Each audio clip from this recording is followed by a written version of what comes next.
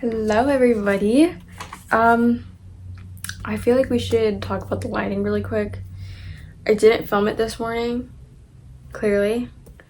I usually like to film it in the morning because the lighting sucks at night, but it's okay. We're making, like, you can literally see it. Yeah, we're gonna ignore that. We're gonna film during the day next time because this isn't working. Now that we know, we have our love letter, and we know sort of, maybe, hopefully we know where to start and how to start, and that it's the best thing ever to start. Now I want to talk about perseverance, and that's a word that God gave me, and I was like, I don't even know what that means myself, but yeah, we can talk about that for sure. Perseverance is sticking it through and sticking with it, and running the race. Is that a verse? I feel like it is. So we're gonna talk about how to stay with it and how to keep pushing on, because once you give your life to Jesus, your soul belongs to him now. So there's a verse, I'll have to put it right here because I don't remember it. I really need to memorize my verses. There's a verse that says that once we accept Jesus as our, savior, we later become his children. So we literally are his children once we accept Jesus as our savior, and the fact that he died for us. So once we accept that and we invite that in, and we invite Jesus into our hearts and say, yes, we choose you, we later become his children. And so basically what that means is that the enemy can't have your soul anymore. And that's probably a lot to take in right now. So basically, I think we all are aware of Satan and the enemy and the devil. Different names, same guy. He's bad. We don't like him. He lies. He's not a great guy at all. So he got kicked out of heaven. So now his goal is to kill, steal, and destroy.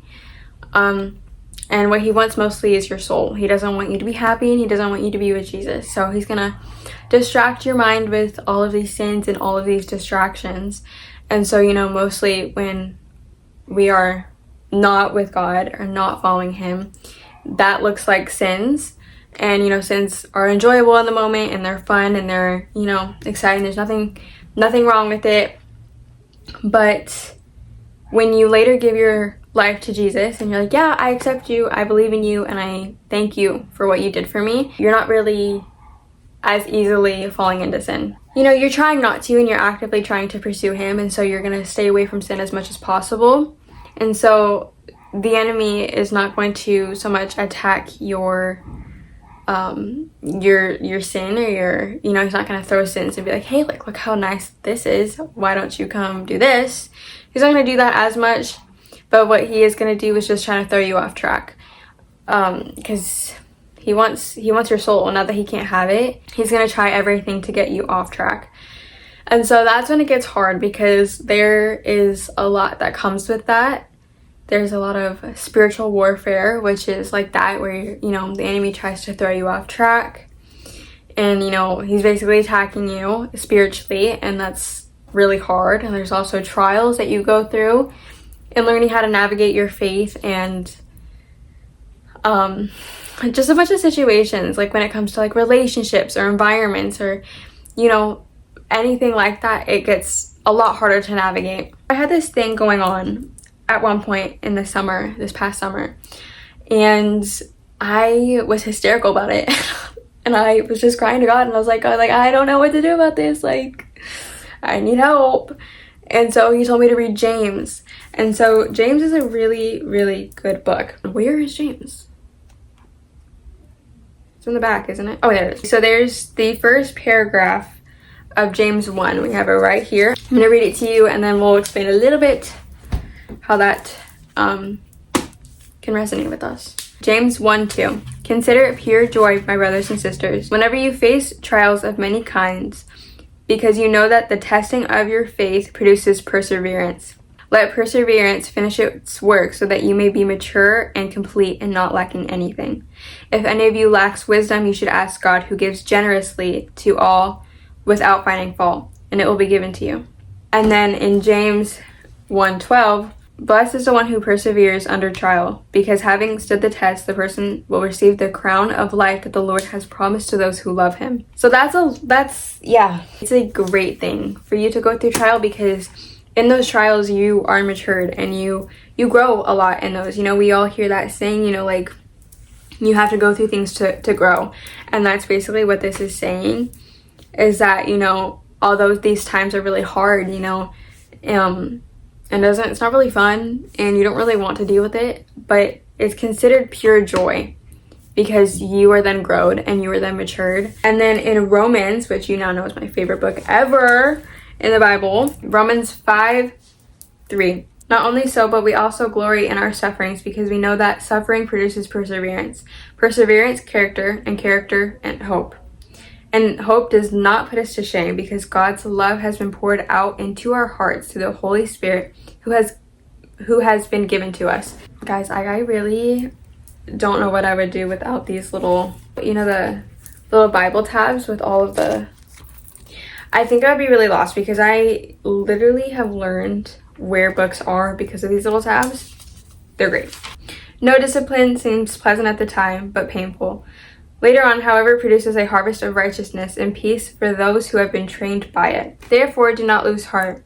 Though outwardly we are wasting away, yet inwardly we are being renewed day by day. For our light and momentarily troubles are achieving for us an eternal glory that far outweighs them all. So we fix our eyes not on what is seen, but what is unseen, since what is seen is temporary, but what is unseen is eternal. Eternal. Oh my gosh, I'm like messing up my words, sorry. These trials can go in different ways and in many different forms. Like I said, maybe your environment, maybe school. School is just kind of hard, and, people are all around you, doing things that they shouldn't be doing, and there's this influence and it's really hard. Or maybe it's relationships, with your parents, or, a romantic relationship or a friendship, whatever kind of, relationship it may be. Or even in just navigating your faith, like that can be hard too. And, having people around you who may not believe in him and trying to, disprove God, that can be hard also. And that can be a trial, especially if, you were the only one maybe in your friend group or your family or whatever kind of group it may be. Maybe you're the only one who does believe in God, and that can be hard too. And so these are all different kinds of trials that are really hard. But I think in all things, God is just thrilled, absolutely thrilled that you're with him. He's obsessed with you. He loves you. He is so excited that you're there. So excited that you believe in him, that you want to try.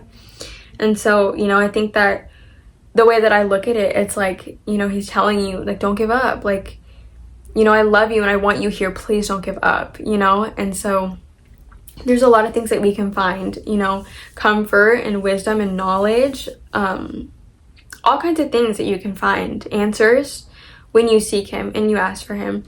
There's a verse that says, seek me, and when you seek me with all of your heart, you'll find me. Yeah, I really truly believe in seeking him before anybody else.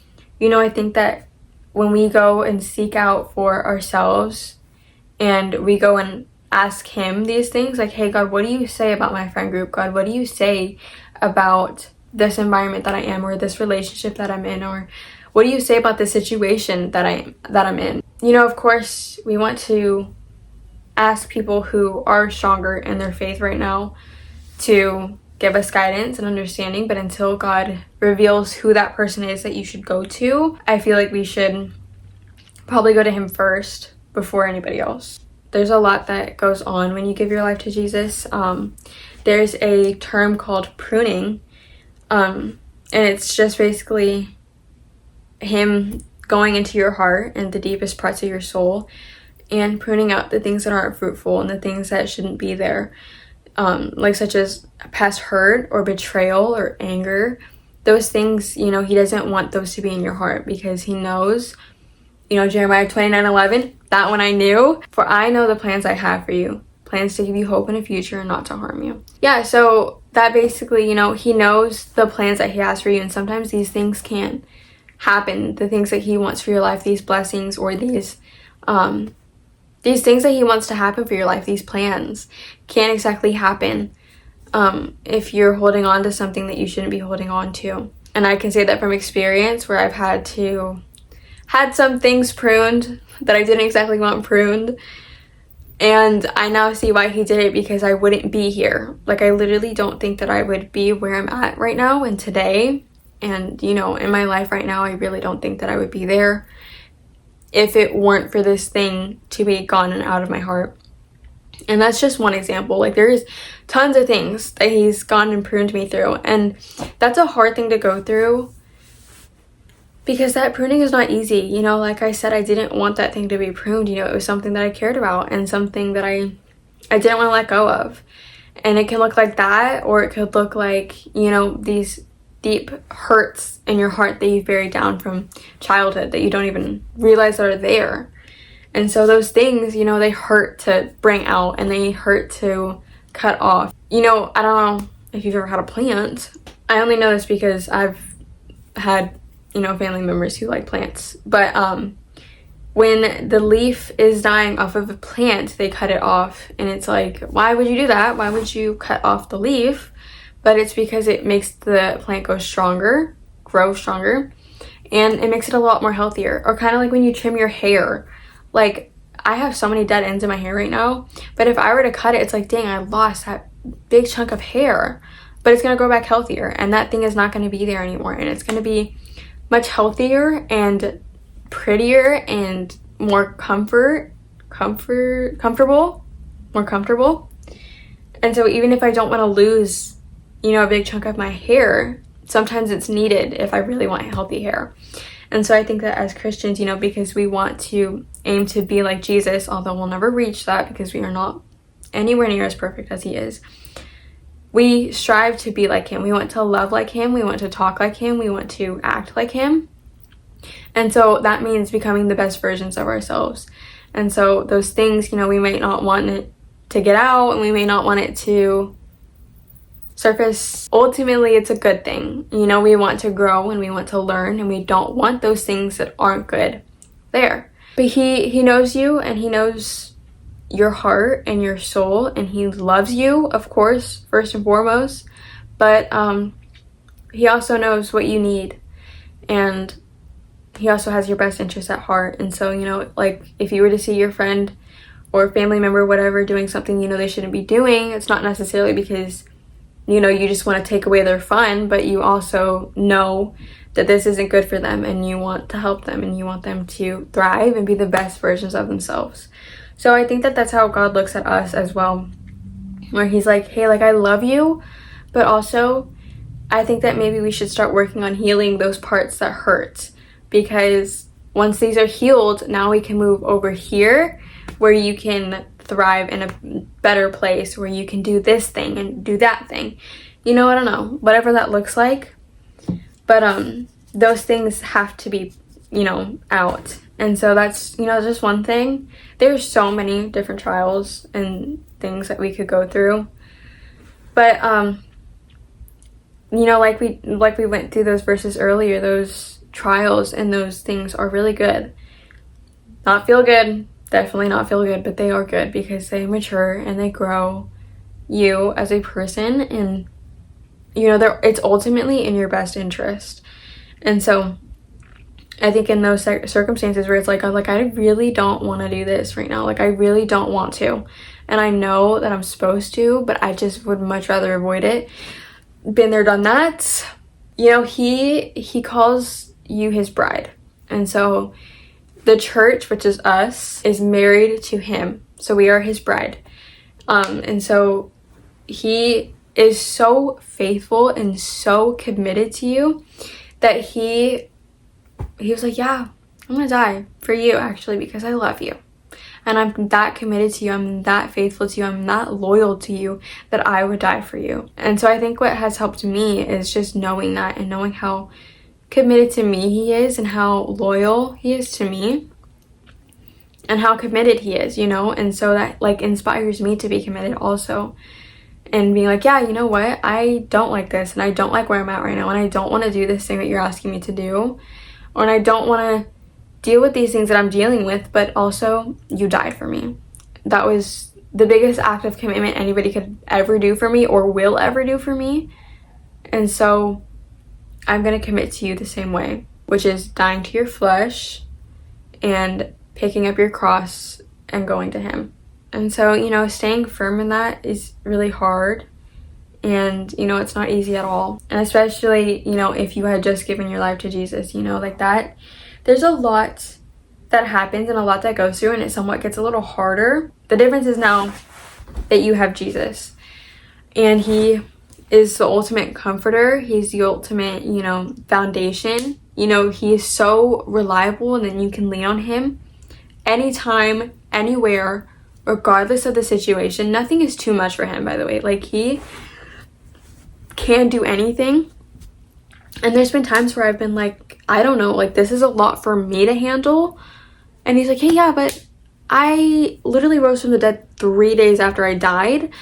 I can handle it. And I'm like, yeah, you're right. Like, sorry. Like, don't know why I thought that I even can compare. Like, he has done so many cool things that, you know, what is big for me is not big at all for him. And he can heal it and fix it, and all of these things, he can make it for good. He's literally an artist and can work so many things at once. He is so detailed, and so he can do these things, and it's not too hard for him.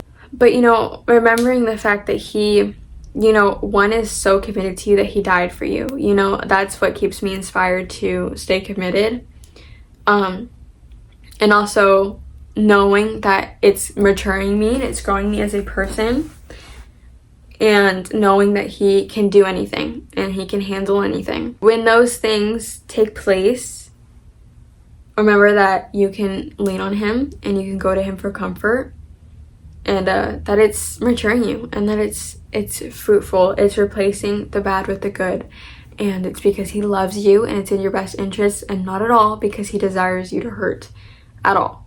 Like, at all. Like, he wants, that's the last thing he wants, but he also wants you to be happy, and he knows that some of these things are weighing you down. And I think that goes all back to, you know, the fact that everything in the Bible comes back to love. So even through these trials, and even through, you know, pruning and situations and relationships and environments, all these things are hard and they're tough, and, you know, we don't want to go through them, of course, but because of God's such strong love for you personally, he wants that to be resolved, and he wants that to be healed, and he wants that to be, you know, fixed. Like, if you were to see your kid doing something, you know, if you didn't really care about your kid, you'd be like, yeah, whatever, I don't care what you do. I don't really care what you gone through, and I don't really care if you turn out to be a terrible person, because I don't care.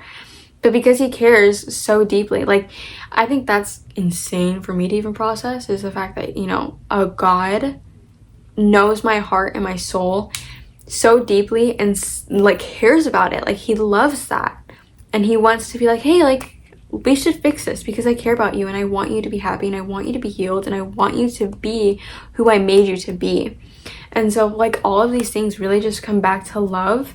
And so, you know, I hope that this was just encouraging to you, you know, to stick it out and to keep going. Literally just keep going, because it's gonna get hard, but you have him and he's right by your side, and he's like, okay, take my hand, we're gonna go through this together, because I'm not gonna make you go through this alone, like, ever. He's never gonna leave you. I hope that this was encouraging. Like, I really do, because it's a hard thing to go through, and it's, you know, it's not easy. So I pray that you would stay inspired. Yeah. Thanks for listening to me talk again. And I will see you in my next one. Bye.